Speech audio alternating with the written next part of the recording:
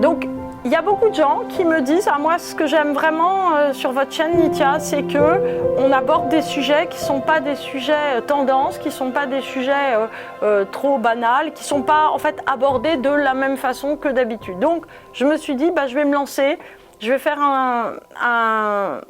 une capsule, comme on dit, ce soir sur la vieillesse, puisque c'est un sujet qui est carrément tabou dans notre société, c'est-à-dire que les gens qui sont vieux, on leur dit « mais vous êtes jeunes !» Non, ils ne sont pas jeunes, ils sont vieux. « Oui, mais vous pouvez tout faire, vous êtes jeunes, vous pouvez tout faire, vous êtes jeunes. » Et puis, de toute façon, voilà, vous pouvez vous faire refaire, vous teindre, devenir bionique, voilà, vous êtes jeunes. Non, en fait, la vieillesse est vraiment un temps de la vie particulier. Moi, je sais, puisque j'y rentre là. C'est un temps de la vie particulier qui est absolument incroyable et qui est absolument important. Et n'ayons pas peur des mots. C'est pas parce qu'on dit vieillesse que voilà, il faut pas forcément parler de senioritude. Voilà, voilà, on est dans un monde qui est un peu particulier.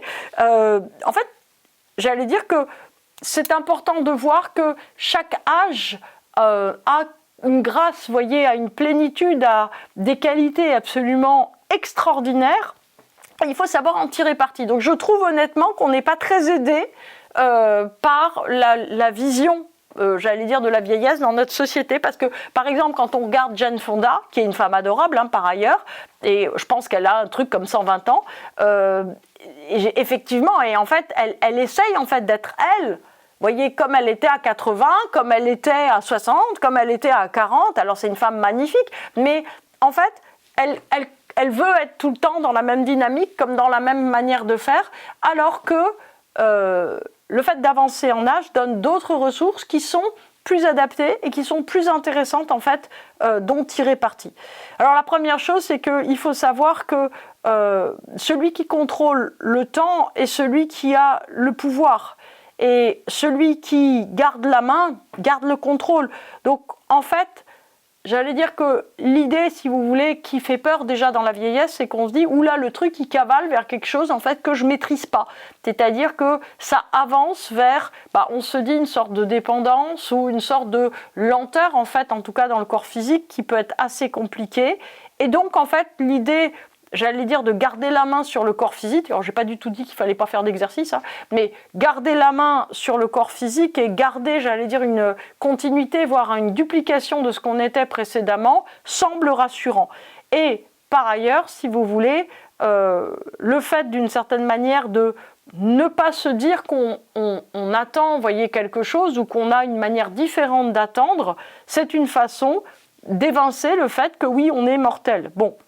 En tout cas, notre société ne valorise pas la vieillesse parce que, en fait, si vous voulez, d'abord, il y a une coupure très importante entre l'utile et l'inutile. C'est-à-dire, l'utile, c'est gagner de l'argent, l'utile, c'est séduire, l'utile, c'est d'avoir, j'ai envie de dire, une valeur active dans la société, et l'inutile, si vous voulez, c'est le reste. Moi, je suis très frappée par le fait que je connais des gens qui ont une compétence réelle et qui ont avancé en âge vraiment, et qui, d'une certaine manière, en fait, ne voient plus à quel point ils ont une compétence incroyable et qui, j'allais dire, voilà, ils sont incroyables. Voilà, ça peut être d'anciens juristes, ça peut être, j'allais dire, d'anciens intellectuels, des gens qui ont, j'allais dire, d'anciens professeurs d'université, d'anciens économistes, qui ont, si vous voulez, une puissance phénoménale de pensée, des anciens spécialistes de bataille navale, voyez, des gens qui ont fait des thèses, des trucs incroyables, et en même temps, qui se disent, avant tout, je suis vieux. Et non pas où je ne peux plus aujourd'hui changer quoi que ce soit dans ma société, par rapport, si vous voulez, à mes acquis. Quel dommage. Donc, en tout cas, si vous voulez, cette distinction entre utile et inutile vide le temps et nous met en fait en demande d'avoir une place. C'est-à-dire que les gens qui atteignent un certain âge se disent, en fait, soit en fait, j'essaye de rentrer dans la vie telle qu'elle était avant, ou soit de toute façon je n'aurai plus de place et en fait la terreur devient que le corps flanche, voyez, et ne puisse plus soutenir, ou la tête, et ne puisse plus soutenir le reste. Donc en fait, ce qu'il faudrait, c'est comprendre que c'est un autre âge de la vie, cette senioritude, qui ouvre d'autres potentiels indépendamment du corps. C'est-à-dire que le danger, c'est que si en gros on sollicite trop le corps, à un moment on le casse, et que on ne puisse plus en fait explorer la force d'âme et la force spirituelle. Je vous rappelle qu'en Inde, la 4e partie de l'existence est une partie où en gros on se réservait pour ouvrir vers l'au-delà, c'est-à-dire pour développer une sorte de sagesse très importante qui permet d'être en surplomb sur les événements. Donc en fait c'est normal qu'avec le temps et la fin de la poussée de sève, on ait moins besoin d'écouter du hard rock, normalement, voilà, à 85 ans, on a moins besoin, ou 90, moins besoin d'écouter du hard rock, et plus envie en fait de silence, de méditation. Pourquoi ? Ça ne veut pas dire qu'on est tout raplapla, ça veut dire qu'en fait on se met à l'écoute de quelque chose de plus subtil, de plus profond, et qui correspond moins à la grande sève de la jeunesse. Après, vous savez, il y a des arbres, j'allais dire, d'un certain âge. Moi, par exemple, j'ai un pêcher dans mon jardin qui fait des récoltes de pêche absolument phénoménales. D'ailleurs, je ne sais pas quoi en faire chaque année. Donc, en tout cas, il y a, si vous voulez, une espèce de liberté aussi par rapport aux conventions sociales et une exploration aussi différente, on va dire, de la présence sur Terre qui est à faire. C'est-à-dire que c'est intéressant, à mon avis, de vivre différemment de ce qu'on a vécu, de la manière dont on a vécu, pour s'autoriser en fait à découvrir autre chose. C'est-à-dire que d'une certaine façon, il ne faut pas arrêter l'exploration, il ne faut pas la croire uniquement sociétale. C'est-à-dire que oui, souvent, et on a de la chance pour ça, c'est-à-dire qu'en France, par exemple, on n'est pas obligé de travailler jusqu'à la mort, ce qui n'est pas le cas dans certains pays ultralibéraux, je pense aux États-Unis notamment, mais c'est pas parce qu'on n'est plus obligé de travailler pour de l'argent qu'on peut pas faire plein de choses. Et en fait, ça peut être une occasion aussi de sortir uniquement d'une société de consommation d'argent, de loisirs, pour être une société qui édifie différemment les choses. Alors, qu'est-ce qui risque d'arriver ? Une envie, si vous voulez, de contrôle, de contrôler un périmètre qui se réduit. C'est-à-dire qu'en fait, on peut avoir envie de se dire, aujourd'hui, la seule chose que je peux gérer, par exemple, c'est le fait de faire les courses et de regarder quelque chose à la télé. Donc, en fait, c'est la seule chose qui va m'intéresser. Alors que c'est le moment où, au contraire, où on doit explorer. Il peut y avoir aussi une grande peur de perdre ce qu'on a. Donc, une tendance, si vous voulez, à essayer de retenir en se disant, en guettant, par exemple, l'appel de l'un ou de l'autre pendant une journée, en se disant, oui, au travail, je ne vais pas les déranger, mais si, dérangez-les à mort, quoi. En fait, c'est très important, d'une certaine manière, de continuer à prendre énormément de place, mais à devenir riche. C'est-à-dire que l'idée, c'est comment est-ce qu'on va faire, chacun d'entre nous, en fait, peut continuer à se développer, à vouloir des choses. Alors moi, je vais vous dire tout de suite un truc fondamental, et j'espère bien que vous allez le graver dans votre tête, que vous soyez jeune ou vieux, et que vous le garderez. C'est-à-dire que tout ce que vous commencez, même 3 jours avant la mort, c'est un acquis pour l'existence suivante. Ça veut dire que si, par exemple, vous avez commencé le violoncelle ou commencé le chinois ou que vous vous êtes mis en tête de comprendre, j'allais dire, comment sont les prompts en IA, vous savez, c'est de l'acquis pour l'existence prochaine. Faut surtout pas, si vous voulez, ou écrire de la main gauche ou cultiver des poireaux ou dresser des chiens. Quel que soit, j'allais dire, le projet, c'est un projet, en fait, qui vous emmène plus loin que vous. C'est un projet, si vous voulez, alors si on enlève, si vous voulez, la dimension de réincarnation, en fait, un projet vous maintient en vie. Tout lien, tout projet vous maintient en vie. Le projet, ça ne peut pas être une continuité, c'est-à-dire que le projet, ça ne peut pas être juste aller faire ses courses. Le projet, c'est de conquérir quelque chose qui est nouveau, en fait, dans votre vie et qui vous relie à des gens. Les gens qui habitent à Okinawa, vous savez, Okinawa, c'est cette île au Japon où il n'y a que des centenaires. Sont des gens qui mangent sainement déjà, mais qui mangent moins que leur faim, ça c'est un truc qui est important, qui dorment pas trop, désolé, sont des gens en fait qui passent leur vie à faire des trucs pour les autres, qui passent leur temps à faire des trucs bénévoles et qui passent leur temps à faire des projets, c'est-à-dire à commencer des choses qu'ils n'ont jamais fait dans leur vie, pas des projets lucratifs, ils vont pas ouvrir des boutiques de fleurs, voilà, mais en fait, ils ont envie de faire des choses. En fait, chaque jour est un potentiel, est une ressource d'envie, est une ressource, on va dire, de plénitude pour des choses. Donc, ce qui est vraiment, si vous voulez, terrible, c'est que l'approfondissement énorme, j'allais dire, de ce temps qui devient immobile, c'est-à-dire que c'est un temps qui n'est plus rythmé par des impératifs de la société. Donc, quelle est l'erreur qu'on peut faire ? On peut se dire, attends, on va attendre qu'il y ait des impératifs. Donc les impératifs, ça peut être la visite d'arrière-petits-enfants, ça peut être une façade de maison à refaire, ça peut être les arbres à couper dans le jardin parce que c'est l'automne, etc. Ou bien tout à coup la réfection de la façade de l'immeuble, ou bien le fromager qui a changé d'adresse, il faut aller plus loin. C'est terrible. S'il n'y a que ça, c'est ennuyeux. En fait, ce qu'il faut, c'est quelque chose qui parte de vous et qui vous empêche de dormir tellement ça vous passionne. Alors bien sûr, c'est valable à tout âge, mais c'est d'autant plus important en avançant en âge, parce qu'en avançant en âge, vous devenez en fait capitaine de votre navire. C'est-à-dire, qu'est-ce que vous faites de vos heures? Donc c'est très important que vous vous disiez, il y a un décompte. Tout le monde est mortel. C'est pas mortifère de dire ça, c'est juste un fait. Donc dans la mesure où on est tous mortels, il faut se dire, bon sang, 24 heures, c'est pas à perdre, quoi. 24 heures, c'est un truc inouï. Il faut absolument le vitaliser, faire le plus de choses possible pour rendre ces 24 heures le plus heureuses possible.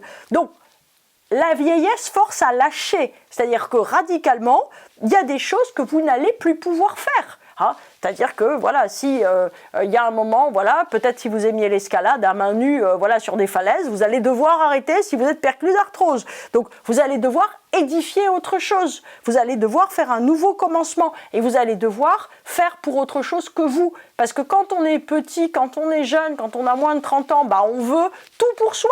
On veut un travail, on veut des sous, on veut une famille, on veut une maison, on veut un hors-bord, on veut un cheval, on veut tout un tas de trucs pour nous. À la vieillesse, qu'est-ce qui se passe? On doit vouloir pour autre chose que pour soi et on doit tenir compte des limites. C'est-à-dire que votre corps va vous imposer des limites, mais peut-être aussi votre estomac, peut-être aussi, j'allais dire, l'endroit où vous vivez, peut-être aussi l'argent. Il y a tout un tas de limites. Aussi peut-être les gens qui ont un emploi du temps différent. Voilà. Mais c'est pas parce que en fait, vous connaissez des gens qui ont moins de temps disponible que vous devez vous dire je ne les dérange pas. Il faut au contraire se dire je les soutiens autant que possible, j'interviens, je suis là, je suis présente et j'ai quelque chose à apporter. C'est ça qui est très important.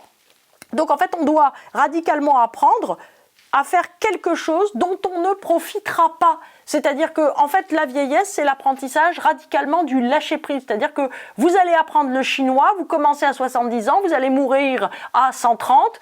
Oui, mais c'est pas en 60 ans que vous allez faire un bon spécialiste, hein, voilà, sinologue. Voilà. Donc en fait, ça veut dire quoi? Ça veut dire que ce que vous faites ne vous servira à rien. Si vous apprenez le violoncelle et que vous n'allez pas jouer très bien parce que vous avez mal aux doigts, mais vous voulez apprendre le violoncelle, très bien. Ou si vous faites de la trompette, ça ne servira à rien. Voilà. Si vous plantez les arbres, vous ne les verrez pas grandir. Vous les verrez un peu, mais pas beaucoup. Vous ne les verrez pas devenir avec des troncs d'1 mètre de circonférence. C'est ça en fait la vieillesse. Apprendre le lâcher-prise. Mais ce lâcher-prise, loin d'être quelque chose de négatif, c'est merveilleux, puisque, en fait, si vous voulez, c'est un lâcher-prise qui comprend que on vit à travers les gens qu'on aime, on vit à travers les autres générations, on vit à travers tous les projets qu'on fait, c'est-à-dire que tout ce que vous amenez à la planète Terre, tout ce que vous amenez à d'autres personnes, toute l'énergie, tout ce que vous amenez, par exemple, si vous apprenez quelque chose ou que vous faites merveilleusement la cuisine et que vous invitez vos voisins, eh ben vous apportez de l'amour, vous apportez de l'espoir, vous apportez énormément de choses positives. On peut faire la différence. La seule chose, c'est qu'il ne faut pas uniquement vouloir que ça tombe dans notre besace à nous et que ça revienne sur nous. Parce que effectivement, si vous attendez que ça vous revienne, la vieillesse, c'est pas le temps en fait où on édifie des trucs pour soi. C'est le temps où on édifie des trucs pour d'autres. Alors, au Japon, on a très bien compris ça. C'est-à-dire qu'au Japon, si vous voulez, les gens en fait, travaillent pour la collectivité. C'est-à-dire que c'est très courant d'avoir quelqu'un qui avait un salaire, par exemple, à 20 lingots d'or par mois et qui se retrouve à travailler pour 4 centimes et à lever les barrières. Et il fait un travail d'intérêt général pendant 6 heures par semaine. Qu'est-ce que ça lui approche? Il a un rôle, il est utile, il est respecté, il est connu dans son quartier. Donc en fait, tout le monde l'aime et tout le monde est content qu'il fasse ça puisqu'il aide en même temps les enfants qui sont là, etc. Il est présent dans le quartier.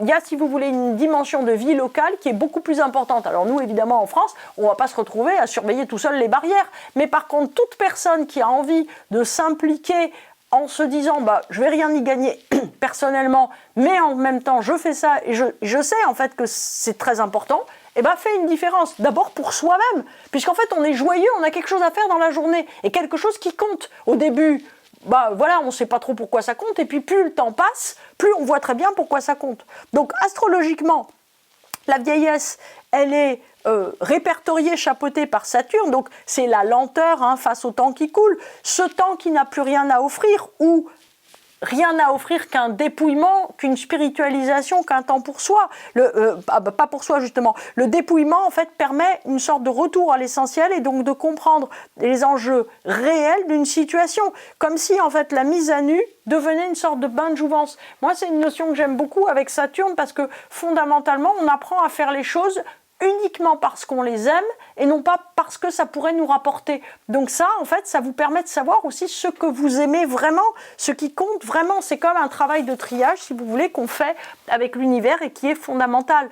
Donc, en tout cas, la vieillesse propose, si vous voulez, un temps de déphasage par rapport au progrès et ce qui va sans cesse de l'avant. C'est-à-dire que vous pouvez bien faire des progrès. De toute façon, les progrès, c'est pas vous, en fait, qui les aurez. Vous voyez, par exemple, moi je connaissais quelqu'un qui avait appris le russe au moment de sa retraite pour traduire les écrits d'un saint russe. Voilà, il a appris le russe, après il a traduit ça, puis après il est mort. Voilà, et maintenant il reste ses livres.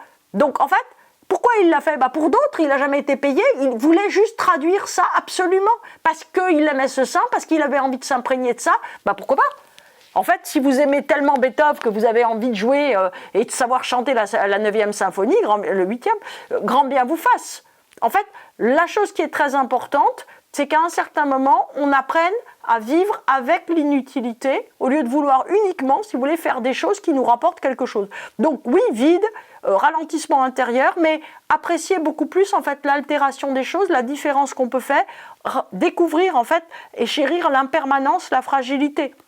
En fait, si vous voulez vieillir, pour moi, c'est vraiment devenir, porteur d'une espèce d'histoire visible. C'est-à-dire que bien sûr que nous sommes porteurs d'une histoire, bien sûr que tous les événements durs que nous avons vécus dans notre vie vont nous avoir laissé des cicatrices très importantes, une espèce de finitude, une espèce, si vous voulez, de poids aux choses aussi, parce qu'on sait que oui, il y a des époques qui ne reviendront pas, oui, on a envie de retourner à un endroit, oui, on a envie en fait de réentendre par rapport ou de revoir un endroit qu'on avait vu avec quelqu'un qu'on aimait, qui est plus là, pourquoi pas. Mais en fait, si vous voulez, c'est vraiment la conscience poignante de l'éphémère. En même temps, ne plus vouloir de nouvelles expériences, arrêter le temps, c'est très mortifère. Pour le coup, ça veut dire que à chaque fois que vous allez revivre quelque chose, vous le revivrez autrement et ça sera effectivement très riche. Alors, un petit mot pour finir sur ce que dit l'astrologie indienne de Saturne et notamment, on va dire, de la vieillesse. Donc, pour le Jyotisha, Saturne, c'est le moment en fait où le karma est mûr. Donc, ce qui veut dire qu'un Saturne intégré va permettre en fait la juste distance, la stabilité émotionnelle, voyez, entre nous et ce qui nous arrive. Donc ça veut dire que vous allez pouvoir savoir pourquoi véritablement vous aimez les choses au lieu de vouloir conquérir quelque chose à travers cette chose. Un Saturne non intégré en fait va vous révéler tout simplement tous vos regrets et créer tout ce que vous n'avez pas accompli, tout ce que vous avez encore peur de perdre. Donc en fait, c'est important de savoir simplement que la vie elle est faite de phases et que certaines en fait vont nous sembler très joyeuses et d'autres moins hospitalières, moins sympathiques. Mais en fait, si vous voulez, de toute façon, toutes les phases, elles communiquent entre elles. Et c'est important de savoir qu'elles se nourrissent. Donc, voilà. Aujourd'hui, si vous voulez, c'est vraiment le seul âge, la vieillesse, qui nous paraît plus si évident d'en tirer parti. Les enfants, l'enfance, on sait comment en tirer parti, l'adolescence aussi, le jeune âge adulte, etc., etc. Mais en fait, si vous voulez, on essaye de faire aujourd'hui en Occident de la retraite, un espèce de camp de vacances permanent, ou une sorte d'absence de responsabilité, alors que justement, c'est le moment en fait où on va pouvoir, payer pour voir ce qui compte véritablement pour nous et ce qu'on a envie de réaliser d'unique et de véritablement édificateur à travers nous. Profitez-en bien.